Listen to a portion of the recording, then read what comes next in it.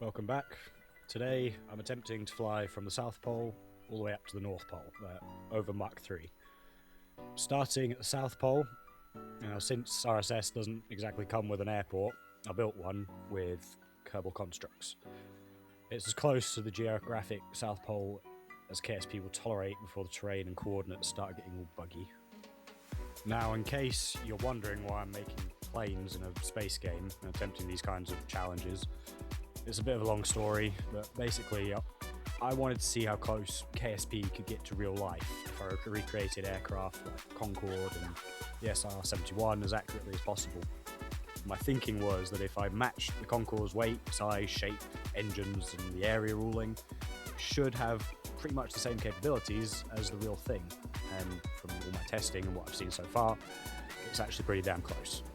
So for this flight, I decided to use the SR-71's J58 engines as like the basis for the aircraft, and I wanted to find out what the, more or less what the real limitations of range would be at those kinds of speeds. One thing that definitely isn't very realistic is the takeoff.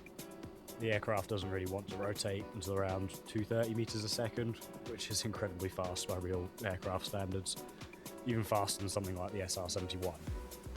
And because of that, I really should have built a much longer runway. Luckily, the South Pole was just one big flat piece of ice, so I didn't even really need a runway. Now I'm climbing to see how high I can cruise. Generally, the higher you fly, the more efficient the aircraft becomes. There's less air, which means less drag, so the engines don't have to work as hard.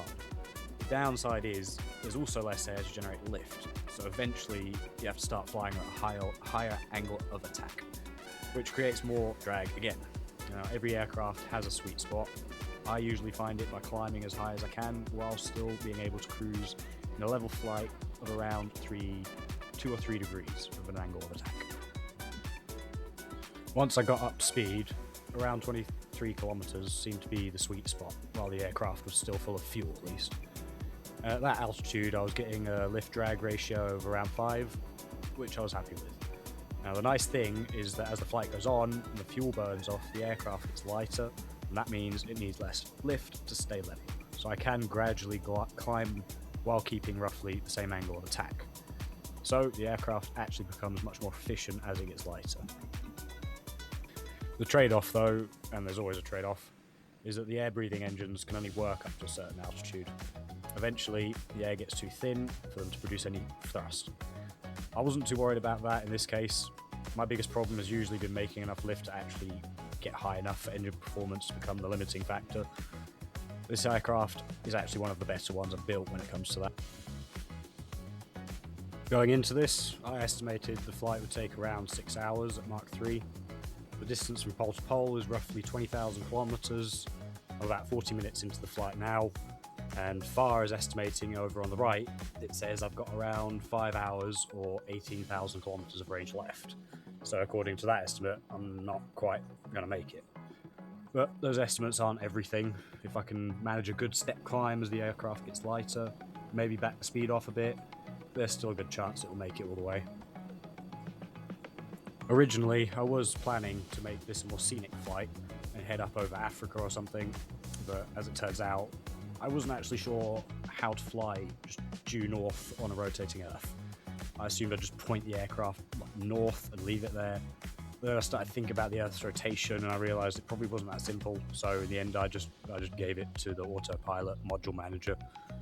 I'm not completely convinced that was the best idea, but at least it meant I didn't have to worry about steering the whole way and could just focus on managing altitude and speed to get the best fuel economy. The reason I'm telling you this is because I'm definitely not an expert when it comes to this stuff. I've basically been using this game to teach myself how aircraft actually work. And to be honest, I'm not that interested in finding the absolute perfect flight path from the South to North Pole. The way I like to fly is pretty much point and shoot, and if I can, everything I build, I want it to be simple enough that anyone can fly it, and you don't really have to think about it when you're flying, you can just enjoy it. Having said all that, I don't want that simplicity to come at the expense of realism, at least in my own headcanon. Everything still needs to be plausible, I don't mind making an aircraft that's easy to fly, but I don't want to achieve that by doing something that wouldn't make sense in the real world. We're about 5 hours into the flight now, somewhere over the Kara Sea, right on the edge of the day-night terminator. I've only got around 2,500 kilometers left to the North Pole, but the situation isn't looking great.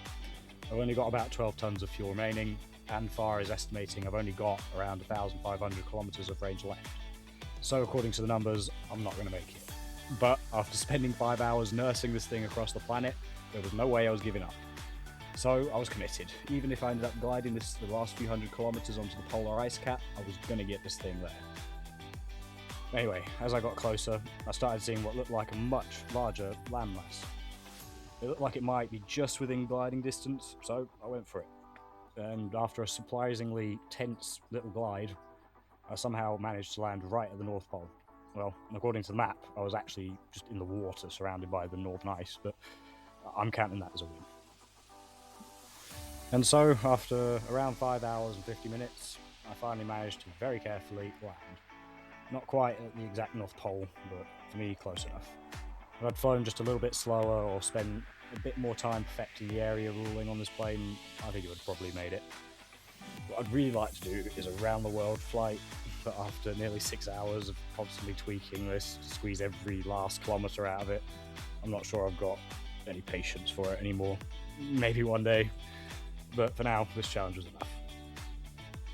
I'm not really sure who's watching these videos, but I hope something in here helped you with your own designs, or at least taught you something interesting. I've always loved rockets and aerospace engineering, but I never really got on with school or traditional ways of learning. Messing around with this game and these mods, I think, has taught me a lot. I'm definitely not an expert, but if sharing what I've learned helps someone else, then that's another win. I'm not exactly sure what I want to do next. I've got a few ideas. Maybe launch that space plane I built from at Mars and see if it can survive the atmospheric entry. Or maybe try an SRB launched Mach 6 flight and see how far I can go with that. I do feel like I should make a few more space related videos though. My problem is I really hate docking. And it goes back to that idea that I mentioned earlier about keeping things simple. I just want to get in and go, and the idea of spending hours assembling a spacecraft in orbit sounds terrible to me. But then again, once I actually learn how to dock properly in RSS, it probably won't seem that bad. Anyway, thanks for watching.